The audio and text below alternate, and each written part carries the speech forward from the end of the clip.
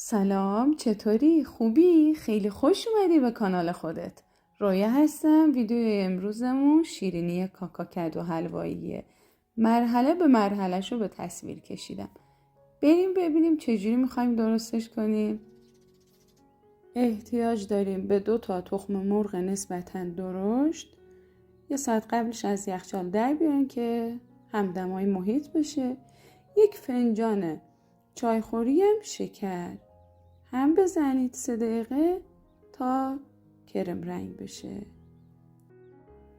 آرد سفید قنادی یا آرد گندم 1 پیمانه الکش کنید، هم بزنید. شیر ولرمم 1 فنجان.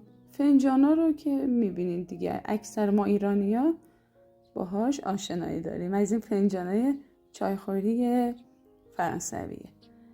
آرد برنجمون هم 1 پیمانه. پیمانه آرد برنج و آرد گندممون از این لیوانای دسته‌دار فرانسویه.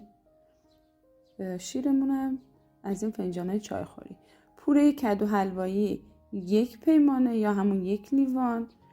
نحوه پخت کدو حلوایی رو چند روز پیش توی کانال پست کردم. عزیزانی که ندیدن لینکش رو قرار میدم توی بخش توضیحات یا انتهای ویدیو توی پیشنهادات.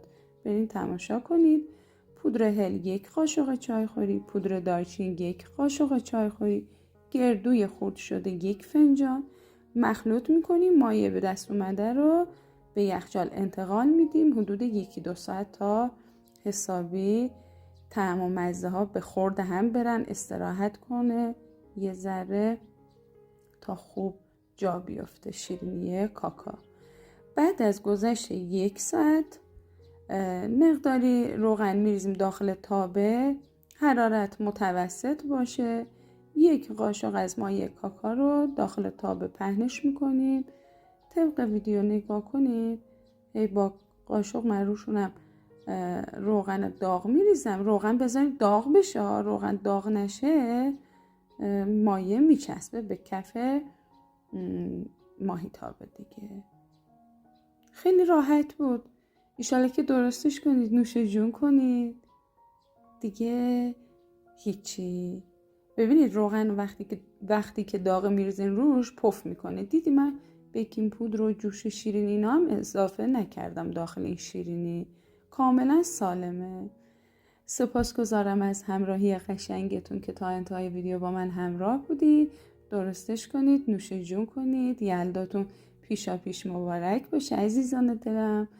اگه ویدیو رو دوست داشتید ممنون میشم که لایکش کنید. نظری، انتقادی، پیشنهادی هم داشتید توی بخش کامنت ها برام بنویسید که کلی خوشحال میشم. با پودر قندم تزیینش میکنید. من با بین 2 تا انگشتام پودر رو پاشیدم داخل الک. نه اینم بافتش. تا ویدیوهای بعدی، خدا نگهدارتون.